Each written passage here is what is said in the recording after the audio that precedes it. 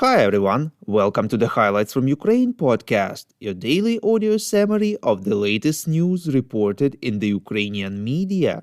My name is Artem, and here is the news. For 456 days, Ukraine defends itself against the Russian invasion. The Contact Group for Defense of Ukraine in the Ramstein format met yesterday, reports Ukrinform. The Ramstein format, also known as Ukraine Defense Contact Group, unites defense ministers and other high-level officials from over 50 countries that provide military support to Ukraine or consider doing so. The chairman of the Joint Chiefs of Staff, General Mark Milley, believes that Ukraine is capable of liberating all the territories occupied by Russia, but this will not happen in the near future, reports European Pravda. He explained that Russia failed to achieve its strategic goals within the framework of the military campaign. At the same time, Milley is convinced that Ukraine is capable of achieving its strategic goals through military means. At the meeting, US Defense Secretary Lloyd Austin announced that Denmark and the Netherlands will lead a European coalition to conduct training for Ukrainian pilots on F-16 fighter jets.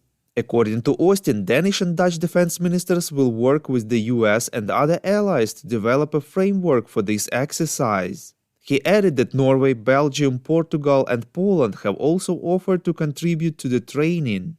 Earlier, Austin expressed hope that the training of Ukrainian pilots on F-16 fighters will begin in the coming weeks. Ukrainian pilots will train on F-16 fighters at military bases in Europe, the Pentagon said earlier.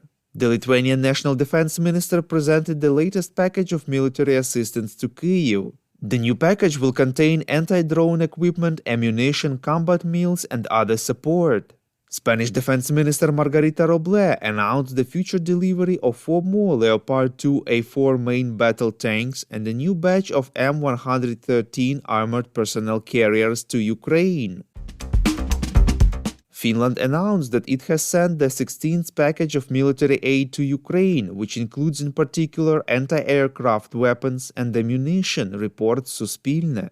The cost of the new military aid package is estimated at 109 million euros. To ensure safe delivery, the Ministry of Defense of Finland did not provide any details regarding the exact content of the aid package. Reuters informs that the United States plans to announce the provision of a new package of military assistance to Ukraine worth up to $300 million, reports European Pravda.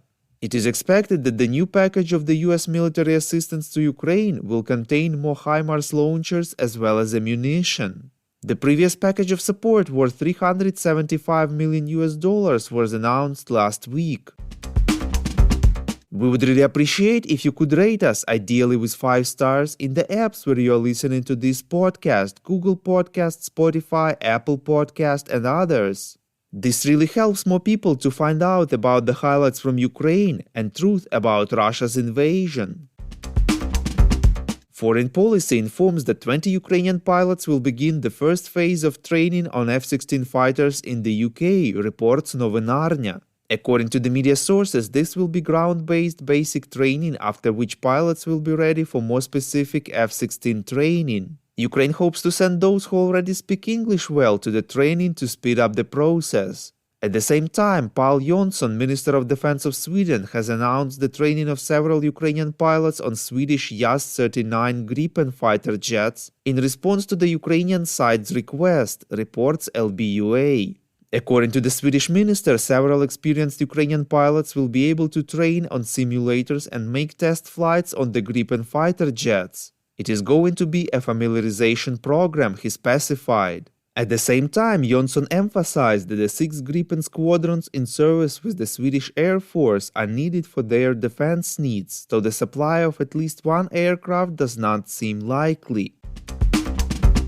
Ukraine returned 106 military from Russian captivity, reports Interfax Ukraine. 8 officers and 98 soldiers and sergeants were captured during the fighting near Bakhmut. According to the Defense Intelligence of Ukraine, 68 of the liberated soldiers were considered missing in action. Intelligence also reported that 3 bodies were repatriated, 2 foreigners and a Ukrainian woman. The defense ministers of Russia and Belarus signed documents on the deployment of tactical nuclear weapons on Belarusian territory, reports Ukrainska Pravda. According to Belarusian dictator Alexander Lukashenko, the nuclear weapons were already on their way to Belarus. At the same time, the White House called this another example of the adoption of irresponsible and provocative decisions. The US doesn't plan to change the location of its own nuclear forces. The Highlights from Ukraine podcast is a commercial initiative of just two people, and we need your help to grow. Share information about the podcast, rate us in the app, subscribe to our Patreon. With your support, we are getting better. We call on you to demand from governments of your countries to impose the toughest sanctions possible on Russia and its citizens to stop their invasion of Ukraine.